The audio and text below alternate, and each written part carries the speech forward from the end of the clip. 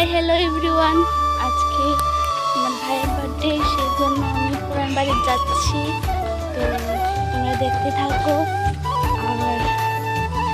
আর কীরকম লাগে ভিডিওটা অবশ্যই আমাকে বলবে, লাইক কমেন্ট শেয়ার। অবশ্যই এটা আমার ফার্স্ট ভিডিও, তো ভালো লাগলে অবশ্যই লাইক কমেন্ট শেয়ার করে দেবে। দেখতে থাকো তোমরা।